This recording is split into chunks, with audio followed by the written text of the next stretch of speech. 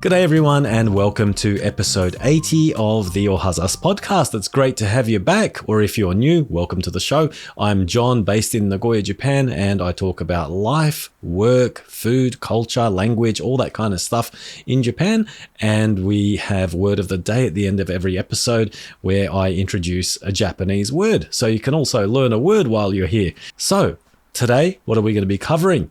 We've got a couple of interesting topics. I've got work topics. I've got an interesting one about a place in Kochi Prefecture, which I think a lot of you will be interested in. I'm certainly very interested, and I think I'll be going over there, making a trip, because it does sound really intriguing.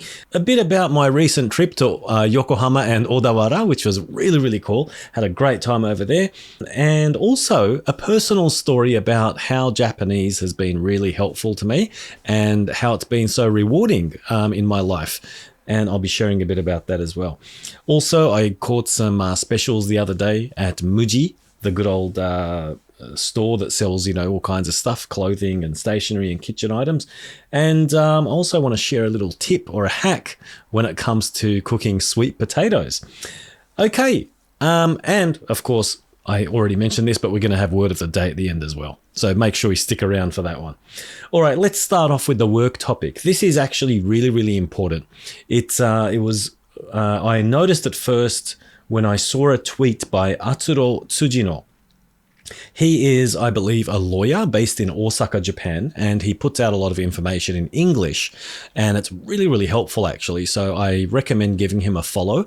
And I'm not affiliated with him, by the way, but I have been following him for maybe over a year now on X, and I've always found that he puts out really good information. So thanks very much, if you're watching, for always putting out that info. And the latest piece of info that he retweeted, or he put out actually, and he actually has a video on the topic. So I'll put the link in the description here as well, and you can watch that to get a good summary. But I also just want to introduce it and quickly provide my own summary on what stood out to me with this new law.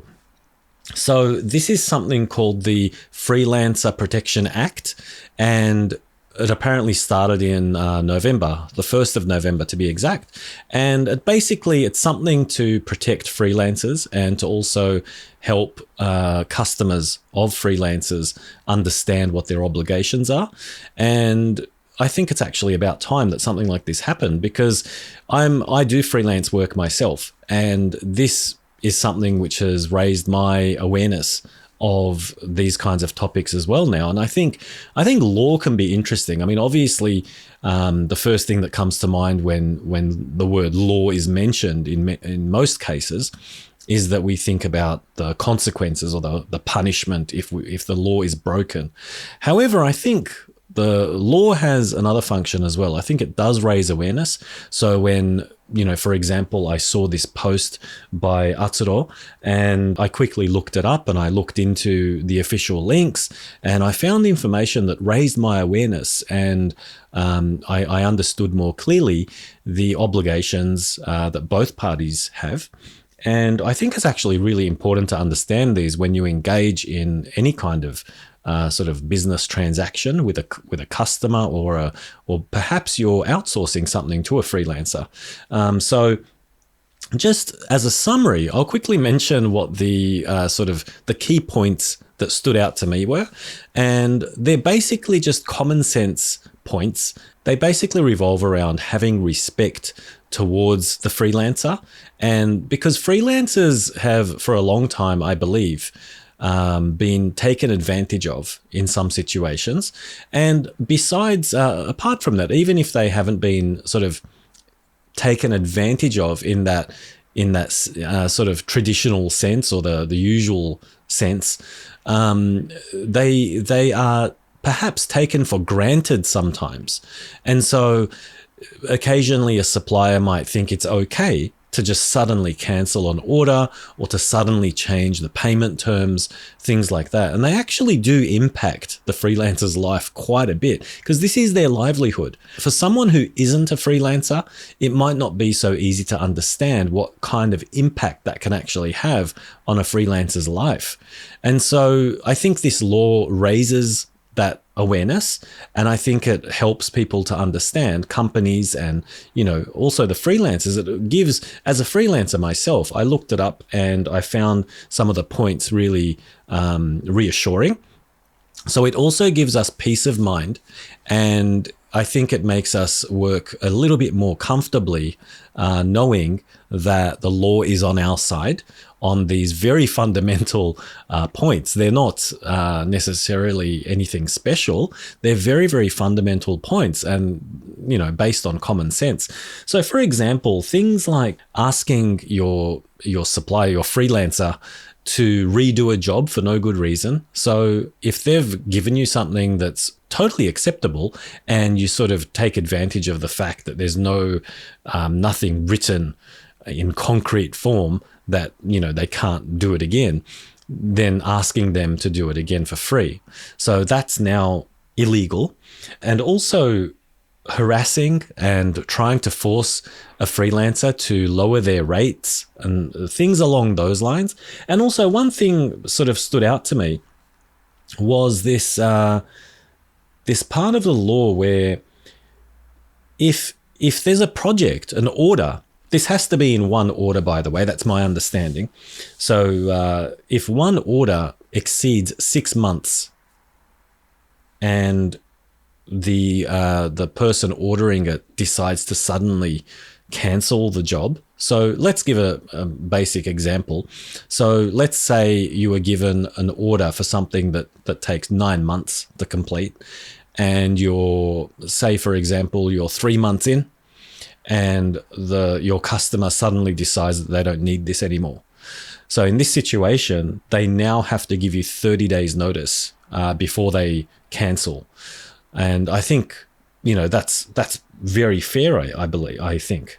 So, things like this. And another thing was, I think I mentioned already, trying to lower the payment conditions, all of those kinds of things. Now, something that I liked when I looked up the official website, and by the way, I'll put the links down below in the description so you can actually look at these by yourself. They're all in Japanese, but there probably will be English versions, and if there aren't, you can quite easily use Google Translate or your browser's translate function to see these in English now. So that's also very helpful. But something that I saw which I really liked, there was this little, not really a checklist, but a little table with a summary of things. And in that summary, it showed that, as freelancers, we should be getting in writing some of these points. And those are, the working conditions, the rates of pay, when you want to get paid, how you want to get paid, all of these kinds of little details. And there's a little list in there. And I thought that was really helpful. It's just good to know that you can refer to this little checklist when you negotiate your terms or when you're just discussing details in the initial stages of accepting a job. And it just saves everyone so much trouble. And it doesn't need to be all formal and all that kind of stuff. You can just casually bring these topics up, like, oh, by the way, when will you be paying, and that kind of thing, or how will you be paying. It can be brought up in a very light mannered way, and it doesn't need to be all formal and off-putting. So, but once these things are in writing, it just makes things a lot easier. If something happens down the track, people do genuinely forget terms and things. If they're verbal, you can actually, like, if 3 months have gone by, and if you verbally agreed to something like, oh, I need to get paid in 2 weeks, and it's been 3 months, it's very likely that your customer will actually forget that, unless it's what they always do. Like if they always pay 30 days later and you've made this special request for 14 days, even if they said yes, it's very likely that they've forgotten by the time, it's time to pay. So it's always good to have this stuff in writing. You can also slap this info and details onto your official estimate when you send that out. And you should always be receiving a formal order as well. Just from experience, I can give that piece of information that I think is maybe overlooked sometimes. It's if you don't have an official order, from a client, they can actually, it's obviously not ethically correct, but they might actually later on say something like, wait a second, I didn't order anything from this guy. So you might be able to prove that you did work, but you will probably be asked by some authority, where's the proof that this was actually ordered? And if you don't have a formal order from your client, you might actually have some trouble with that, because it's pretty usual sort of common business sense that you don't perform work unless there's an official order for it. So that's something to look out for as well. But you can put your, all of your details and your requests and your little conditions and all of that onto your estimate or your quote. And that should help with things down the track. I actually have run into that in my experience, and it has come in handy. I've been able to pull that up and say, well, this is what the initial request was. I'm happy to accommodate whatever new requests that you have, but it will, because it's not part of the initial request, we're going to have to talk about, additional fees and things of that nature. So just make sure that you're careful with that one, because it can be something that could come up. By the way, I'd just like to point out that I'm not a lawyer, and none of this should be taken as legal advice. If you do want legal advice, feel free to reach out to Atsuro-san. He puts out a lot of info on X and seems very knowledgeable. Like I said, I have no affiliation with him at all, but he's very knowledgeable on X and gives out lots of information. So yeah, but there's plenty of lawyers out there, obviously, and it's always worth asking a lawyer. Or with matters like this, I've found that accountants can also be really good, because they obviously know how to deal with financial stuff. But if it's to do with your rights and the law, obviously a lawyer is the better option. But anyway, that's that. Sorry to ramble on for so long about this topic. It's something that I think is important, and I thought deserved a little bit more time than usual for a topic. I know a lot of us and a lot of you guys out there listening are working or know someone who works in Japan. So I think this is a very important new law, and I think it's something that we should all be aware of, including companies. Like if you're a company and you order things from freelancers, it's actually really important to know this now, because if you do something, if you break the law, you might get in trouble. So it's important to know what your new obligations are, or, the details of this law. But I'll put all the links down below and you can check that out at your leisure. All right, moving right along onto the next topic. Okay, we're going to move into travel now. A friend of mine told me about this place in Kochi Prefecture. And by the way, I've been wanting to go to Kochi for a very long time. My friend is from Kochi originally, and every time he shows me photos of this place, it's just like, Kochi is just stunning. It's absolutely beautiful. So I do want to go one day. But now I have another reason to go, and that reason is a place called Muroto Schoolhouse Aquarium. And so this used to be a school, and I've jotted it down here somewhere. I've got it in my notes. So the school itself opened in 1874, well over 100 years ago. So it's a very old place, and it closed down. I think it was probably in the early 2000s or something. I haven't written that down, but in its place, you now have a large aquarium over there, and it's turned into a massive success. It opened in 2018. And it had more than 30,000 visitors in the first 3 months of opening. So it's incredible. Like, the place is doing really well. I looked it up on Google, and the first thing that came up was the Google review page, of course. And I was surprised at how many reviews it has, and also at how many stars it has. It's got over 2,500 reviews, and the rating is 4.3, which is insane for a place anywhere. I mean, you find fantastic places that you've been to and think are amazing, and they only have 3.5 or 4 stars. And so for this place to have 4.3 stars and with 2,500 reviews, I mean, must be a pretty accurate rating, I'm going to guess. So, and you can look at the photos and everything. They've got everything from turtles to, all kinds of fish and stingrays and all that sort of stuff. And it just looks absolutely beautiful. But what sort of got my attention was the fact that they've been able to transform this old place, this place that's closed down, into a success.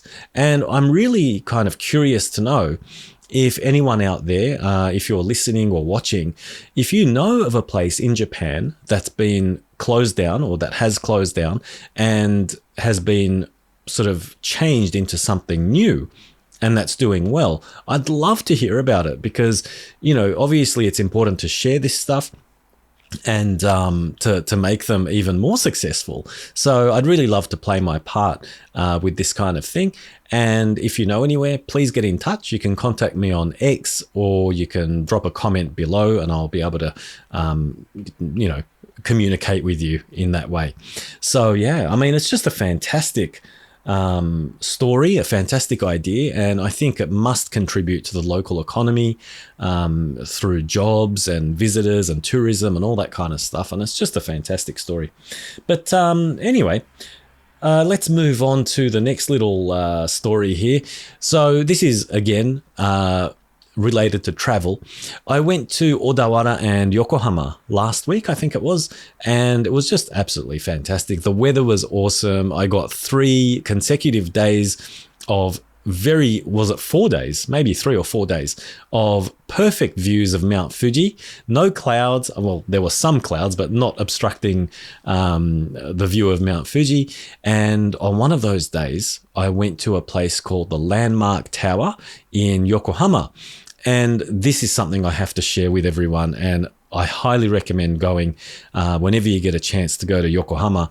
Go up to the observation deck on the 69th floor of the Landmark Tower. And at this time of year, I mean, obviously the time of sunset changes depending on the season. But at this time of year, I mean, I got there at around 3:30 or 4, I think it was. But, and we just made it. So I highly recommend getting there a bit on the early side. So maybe go at about 3 or 3:30. You'll see the sun starting to set probably at around 4:30 or somewhere around there, just after 4. And the view is absolutely stunning. You've got the sun setting on the left side and you've got Mount Fuji to the right of it. Perfect photo opportunity. Unfortunately, I didn't have my Nikon camera with me, so I couldn't get a spectacular kind of magazine shot. But I did get a little shot with my pocket camera, and I'll put that up here. If you're watching the video, you'll see it here. So yeah, it's just something I really wanted to recommend. I mean, I've been to Yokohama plenty of times, and for some reason, it never crossed my mind to go up there. It just sort of struck me as a very stereotypical touristy kind of thing to do. And I always thought like, oh, it can't be that amazing. but the other day, the opportunity arose, and when I went up, I was like, oh my God, I wish I'd come a lot earlier. And I think from memory, it's about 1,000 yen to go up there, and it's got 360-degree views of the entire area, and you can see out for kilometers. And there's also a cafe and a bar over there. I noticed a few tourists enjoying a nice cold beer while sitting down and watching that sunset. So it's a really, really great way to spend some quality time, I think, if you're in Yokohama and you want to enjoy a nice view, especially in the evening. Although, maybe it's beautiful in the morning as well, I'm going to guess, because how can you go wrong with a view from that high up? Anyway, let's move right on to the next topic. So yeah, while I was in Yokohama, I was actually really fortunate. I got invited to something called the Universal Kimono Awards 2024. And that's an annual event that happens apparently, and they have like a catwalk, and I'll put a little video up here while I'm talking and you can see what it looked like. And it was just, it blew me away, really. What can I say? You can't go wrong with a fashion show. It was just inspiring, lots of stories and speeches and opinions and comments from all the judges and the participants. And the winner also gave a fantastic speech about how wearing a kimono can, get a lot of attention from people and all the great things that she experienced while wearing a kimono. I think one of them was even, she mentioned how a foreigner gave up a seat to her because her kimono looked so wonderful. And on another occasion, she was complimented by a sushi chef or a sushi restaurant who told her how wonderful it was that she, went to the effort to wear a kimono to the sushi restaurant. And I mean, personally as well, whenever I see someone wearing a kimono, I mean, they stick out. They get right into your memory, and you can't forget. When you see someone wearing something like that, it's absolutely stunning. It's very impressive. It's one of the messages from the event was that we should be seeing more people wearing kimonos. It's such a waste that this tradition exists in this country, and yet there are so few people wearing them. And I think I agree. It would be cool to see more people wearing kimono. They look absolutely amazing. I mean, they do take a bit of time to wear, and obviously the fabric itself needs to be looked after, but it sounds like it's well worth wearing. So if you have an opportunity to try out a kimono or wear one, I encourage you to do so. Okay, so yes. Oh, I have a little story from when I was traveling back to Nagoya. There were a bunch of suitcases piled up in the, what do you call that little section in between the carriages, where you stand and there are the toilets. This is in the bullet train. There were about 5 ultra large, massive suitcases stacked on top of each other. And it looked kind of dangerous, to be honest. It was wobbly, and they're not supposed to be stacked up like that. There is a reserved section on the train where you can, you need to book it in advance. So you need to sit all the way at the back on the back row. And if you sit at the back row, you can actually put your large suitcases, or some people even bring their bicycles that have been bagged up, and put them behind the third row, not the third row, I'm thinking of a car, behind the last row in a bullet train carriage. And so that's what you're supposed to do. But these tourists, and I believe there were like 4 of them, and they were sitting on the same row as I was. 3 of them were, and then there was 1 in front of them. And I thought, they were regular paying passengers. But it turns out that they had just bought regular Jiyuseki tickets, like the non-reserved tickets, and had gotten into the reserved section. And I'm pretty sure they knew, like their reaction kind of gave that away. And one of the train staff, the bullet train staff, actually approached them. And this was well past the halfway point between Tokyo and, where was it? Where did I get on? Odawara? Yeah, I think it was Odawara. So from Odawara, between Odawara and Nagoya. And so this was well beyond halfway point. We were somewhere in Shizuoka, or just before Aichi, and the train staff approached them with a little machine, and he basically showed them the amount. I didn't hear any numbers or anything being spoken. I think he just showed them the amount on the machine, and yeah, their expressions kind of changed, and they were like, "Oh, crap," and yeah, they knew they had gotten caught, and they had to pay the balance on the spot. I'm not sure if there's any kind of a fine involved, but they obviously had to pay for reserved seats, and that was that. Yeah, so be careful on bullet trains. If you're a tourist and you're thinking of coming to Japan, please be careful. I know not everyone does these things intentionally either, because sometimes the train system, the ticket systems, can be a little complicated in Japan as well. And you might unintentionally buy a non-reserved ticket and then think that, this is your carriage. Obviously, if you're careful and you read all the signs, you shouldn't be making any mistakes, because it clearly tells you which carriages are reserved and non-reserved. But if you're in a rush, I mean, these things happen, so you just need to be careful. But there are, just so that you know, there are staff on the train who are keeping an eye out for these things, and they will be requesting money from you if they find that you're freeloading. So just be careful with that kind of stuff. And if you're not sure, I recommend asking a staff. All the staff are quite friendly. So if you approach any staff on a platform or at the ticket gates, you'll be able to just find out what you need. You can ask them, where do I get on? Which carriage am I in? Where should I sit? They'll be more than happy to help you, because they don't want you to break the rules. The rules are there to make sure that everything sort of runs smoothly. It's not there just to be a hassle for you. It's there because if everyone follows the rules, because of all the crowds and the numbers here in Japan, when people follow the rules, things actually go a bit smoother for everyone, not just for yourself, but for everyone. And so it's important to keep that in mind. Let's move on quickly to cheap notebooks.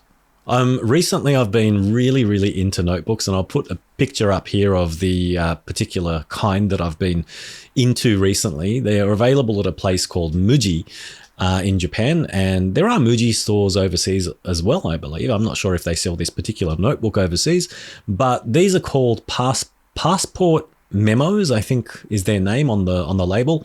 But they look like passports, and they come in a navy and a red color.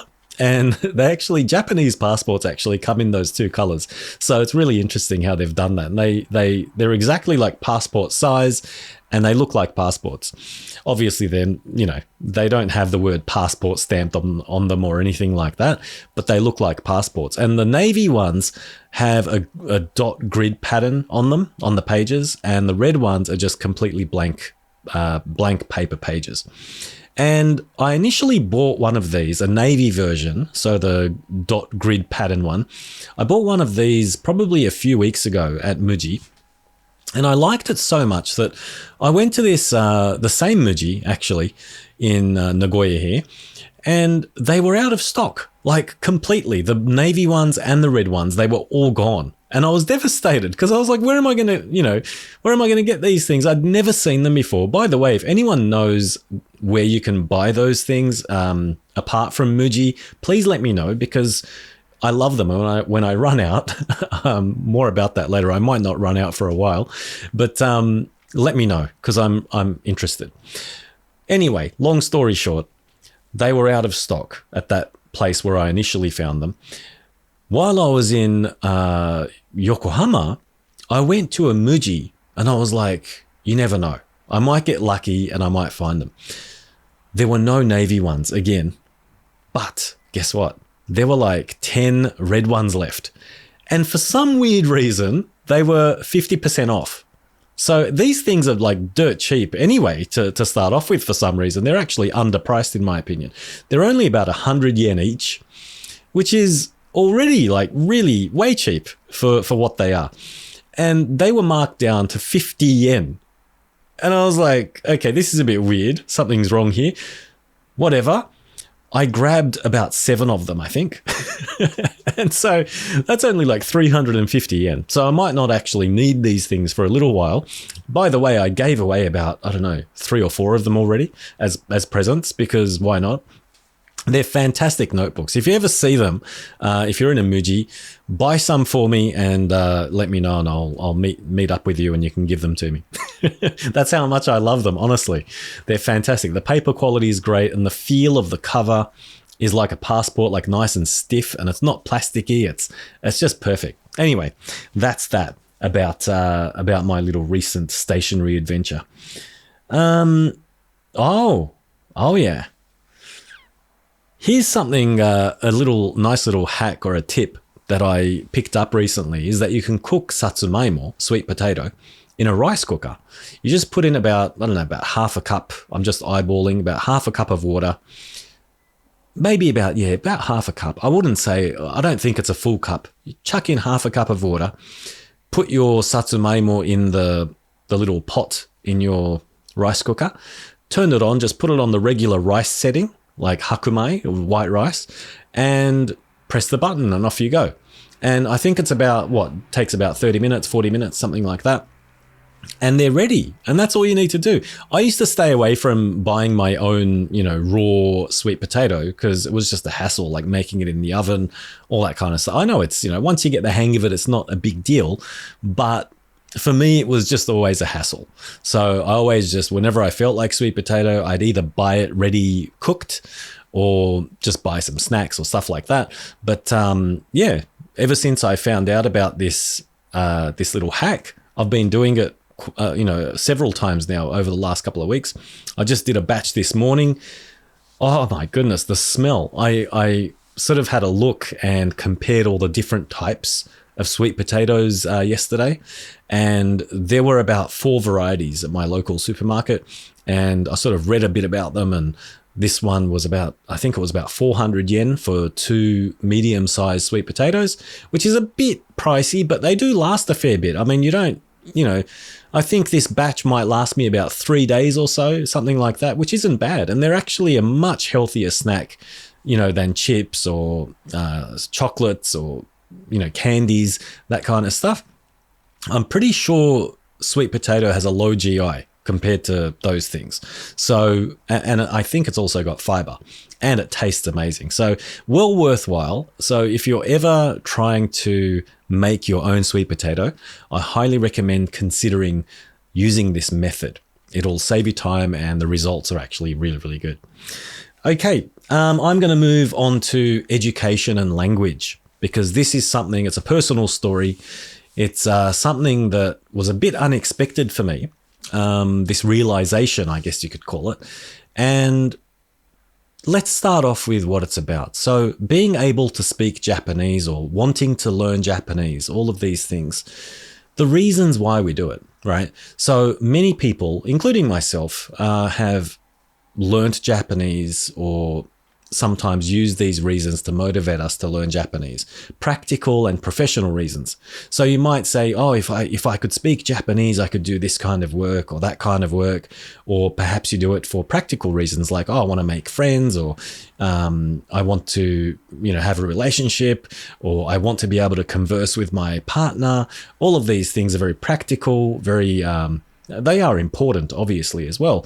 But recently, I had this realization where I felt, wow, that's probably one of the best things that I've gained or benefited from being able to speak Japanese. And that is having a parent-teacher interview or a parent-teacher meeting at your child's school. And it wasn't the first time. I need to go alone sometimes to my parent-teacher interviews or meetings. And if I couldn't speak Japanese, it would be so difficult. Honestly, it might actually be impossible. But, with all the Google Translate apps these days, it might actually be possible, but it would be limited. You wouldn't be able to freely converse with the teacher unless they spoke English, of course. So this has been really unexpected, and I just wanted to share it. I'm happy if I can somehow inspire or motivate people, and just let you know about the importance of being able to at least understand Japanese in Japan. If you have a child here and they're going to a Japanese school. And I'm sure the longer I live here, I've been here for over 12 years now. The longer I live here, I'm sure I'm going to appreciate more and more being able to communicate in Japanese. The first time probably that I really felt that I benefited was when I got really sick a number of years ago.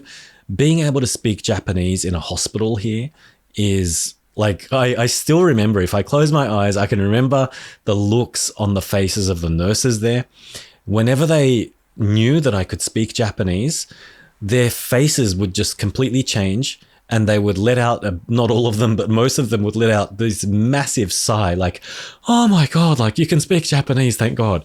Because trying to talk about stuff in hospital, if you can't communicate, is really, really difficult, especially when there are emergencies and you've got sudden pain, and there are really important things that you need to communicate very quickly if you want, your life's sort of on the line, and they know that, and there's a lot of pressure. So there are all these reasons, and I'd love to share and probably get into that in a bit more detail in future episodes, about the importance of being able to speak Japanese here and how it can enhance or enrich your life here in Japan. There are countless ways, and this particular one, it really hit me deep. I'm a bit touched that my voice changed. I can feel my voice changing. But when your teacher tells you how well your child is doing, or what kind of problems they're having, and you can understand that directly, and you can also express your own concerns, or you can also tell the teacher how well they're doing, because I think a lot comes from the teacher as well. It's not just the kid doing well on their own.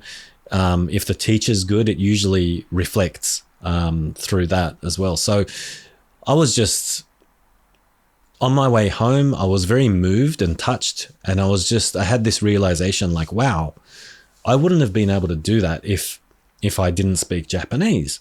And I just thought, what an amazing benefit of being able to speak the language.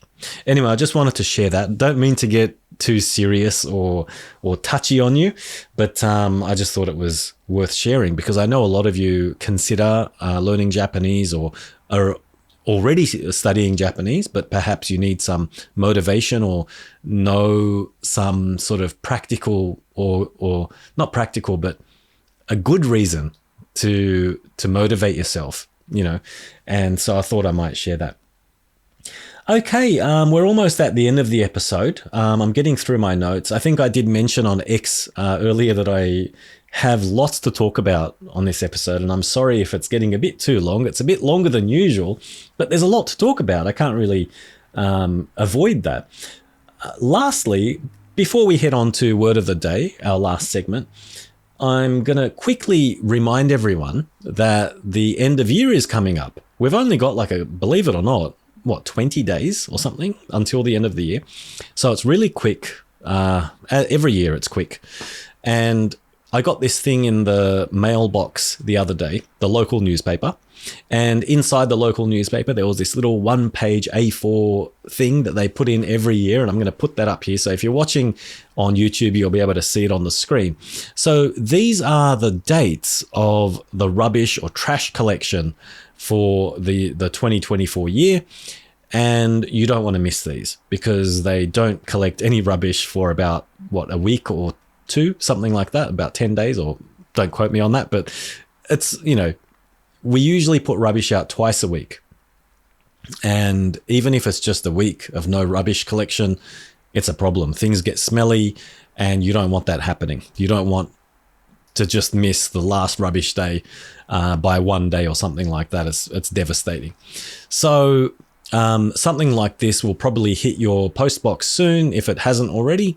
The one I've got in the picture is just for Nagoya City, obviously, and the dates might be different where you live, or they might be the same. I don't know, but just a friendly reminder to keep an eye out for that. Okay, so that's all for today's episode. Thanks for watching if you're still here. And to close the episode, we're going to quickly do a word of the day. And our word of the day today is haiko. I hadn't heard of it either. So haiko is a closed school.